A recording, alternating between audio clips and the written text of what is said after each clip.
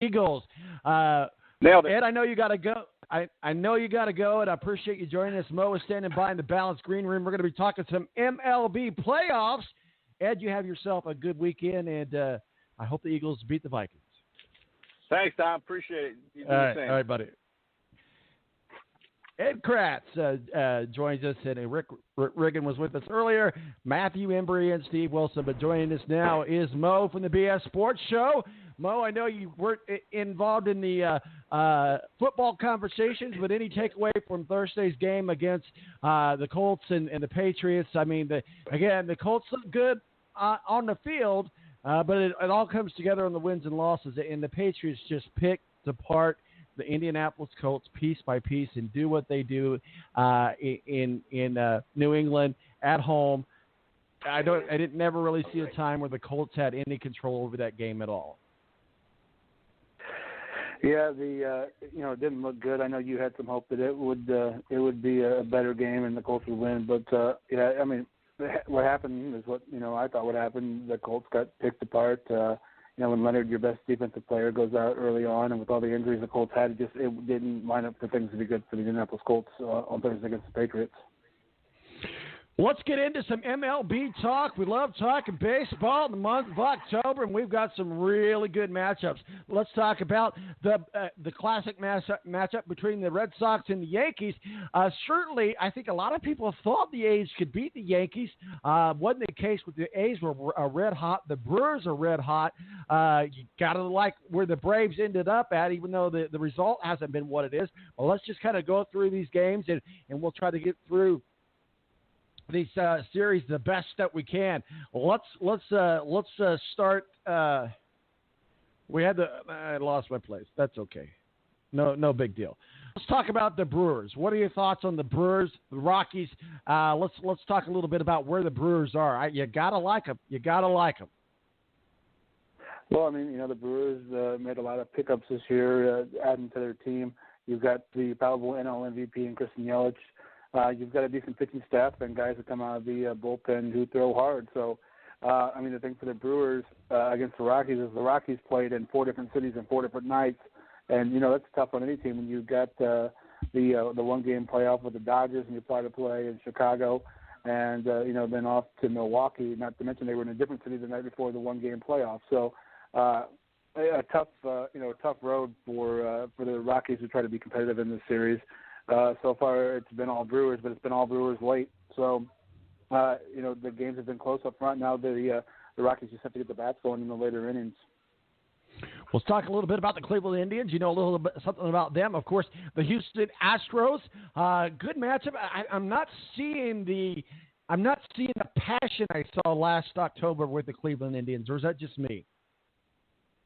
Well, I think the problem is when you get your ace on the mound in Corey Kluber, you don't expect what happened yesterday with all the home runs that the Astros hit. That was the biggest downfall, obviously, last night for the Indians. But top to bottom and bench-wise, I think the Indians have one of the better teams in the playoffs, just because they are so loaded even on their bench. But I mean, the Astros are the defending champions. They do have a lights-out pitching staff, and you got guys that put the ball in play, and that's what happened yesterday a lot. And guys putting the ball over the fence. So the Astros can kill you in a bunch of different ways, and I think that that it's disappointing for the Indians that their ace got roughed up like that. So they've got to try to bounce back this afternoon when they take on Houston again down there in Houston.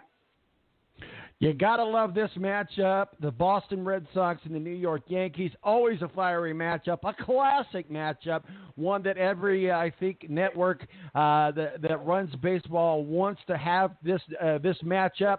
You got the Yankees and the Red Sox. The Red Sox take game 1, 5-4.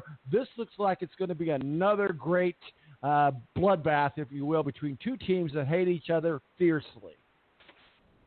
Well, you pretty much got you've got the Red Sox pitching against the Yankees hitting, and one thing that hurt the Yankees obviously in this by having to play the wild card game is you don't get to have your pitching staff set like the Red Sox got to do not playing that wild card game, but it feels like a series that could go 5 and probably should go 5, but who's going to come out on top when you've got those great Boston pitchers against that great Yankee lineup? So.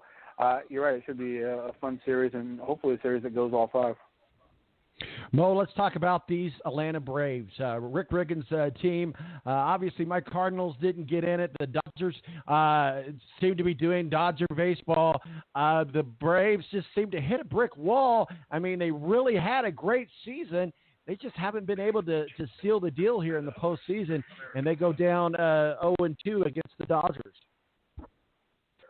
Yeah, I mean, you've got a team where it's a long year, it's a lot of young guys, and I think this is where the time of year when a team like the Dodgers with a lot of veterans, with a lot of guys with playoff experience, with a team that went to the World Series last year, they know what it's like when you get into this stretch where, after people are tired and guys are burned out.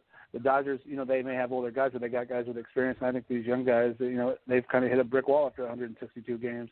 They haven't scored a run yet in the playoffs so far. So that's got to be the first thing. I think they got to get that first run across the plate and then go from there, and guys can take a deep breath and relax. So I think scoring obviously scoring runs is important, but then getting that first run across in the playoffs, I think will be good for the Braves, and they've got one game to do it, or they're going to be sitting at home watching the rest of this.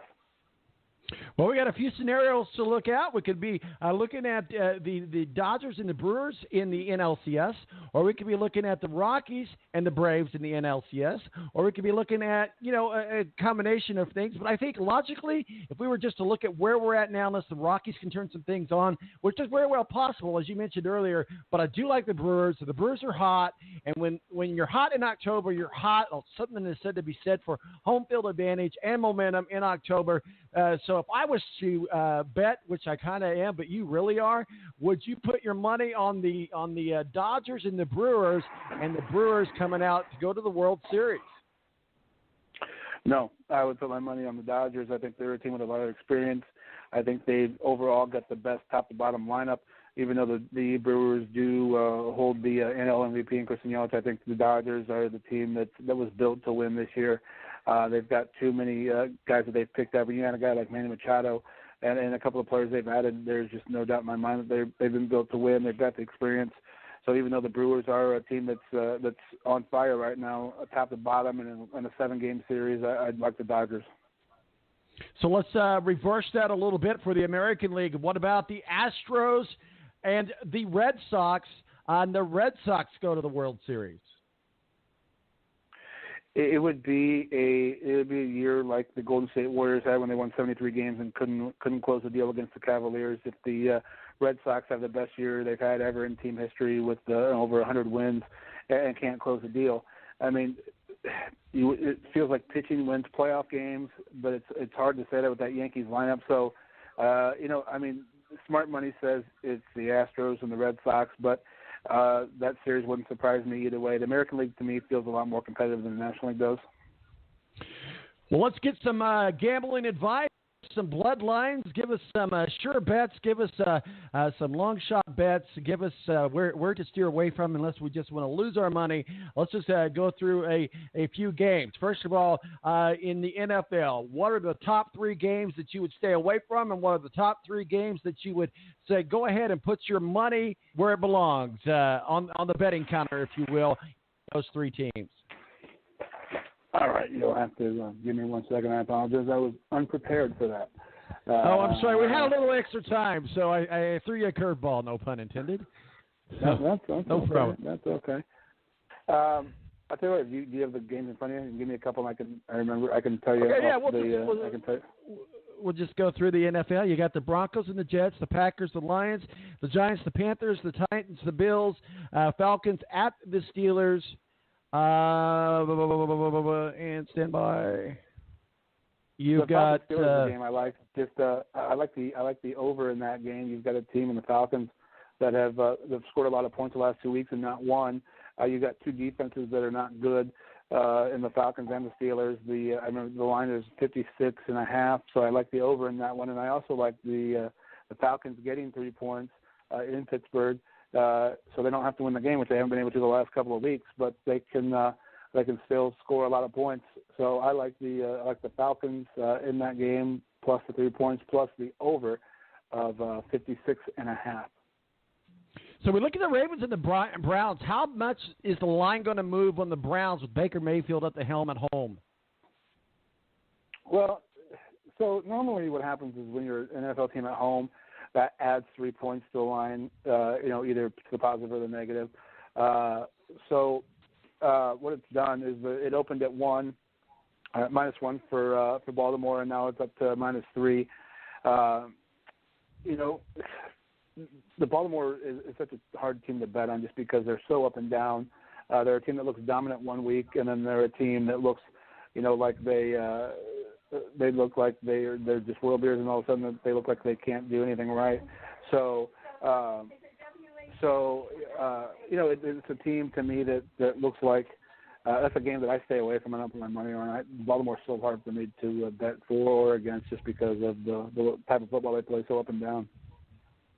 What about the Jags and the Chiefs? The Chiefs are really good this year. They've got a great quarterback. We talked with him a little bit earlier. The Jaguars aren't really what we thought they would be in the AFC South. I mean, they're still a good team, still a little bit better than the Colts.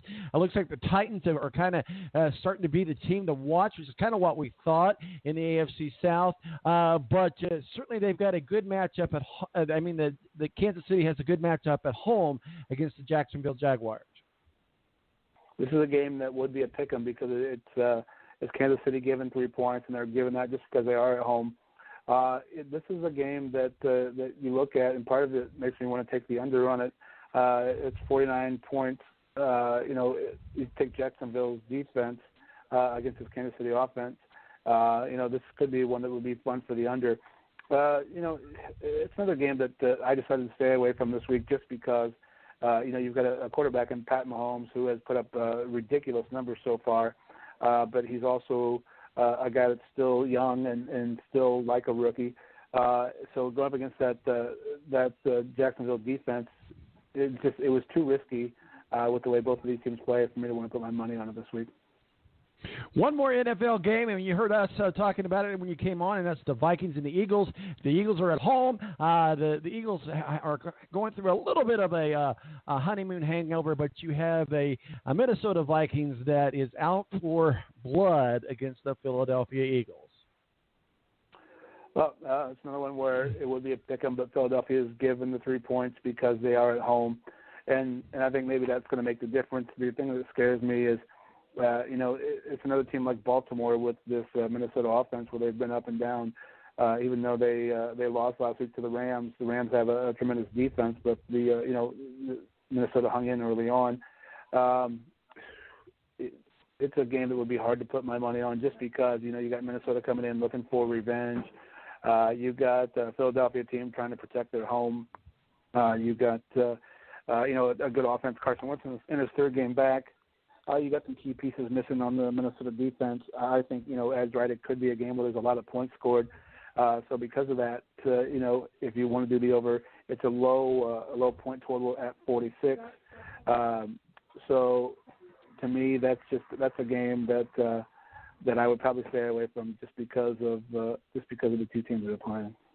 Couple college games. Obviously, one of the big games being played tonight is Notre Dame against Virginia Tech. Notre Dame played very well against Stanford last year. What are your thoughts? I believe that it's at Virginia Tech, I believe, on that. But either which way, Notre Dame, Virginia Tech. Well, I mean, this is a big game, obviously, for Notre Dame. They're a team looking to get themselves into the playoffs. Notre Dame's given 6.5 points at Virginia Tech. It's not a ton, but Notre Dame has played down to some competition this year. Obviously, they played well last week against Stanford, but their team has played down to their competition so far this year. So they're a team that 6.5 doesn't seem like a lot. I could probably convince myself less than a touchdown to do that. But again, it'll be interesting to see since the quarterback change. So it's probably a game I would take a chance on. Notre Dame giving 6.5 to Virginia Tech. Texas at Oklahoma. This would be a fun one. It tends to be quite wild and crazy every single year. It's Baker Mayfield's already been on Twitter this morning trolling the Texas Longhorns with some tweets. So that's kind of fun and adds a little more fire to it. Texas seems to have kind of turned things around after their early season stumbles.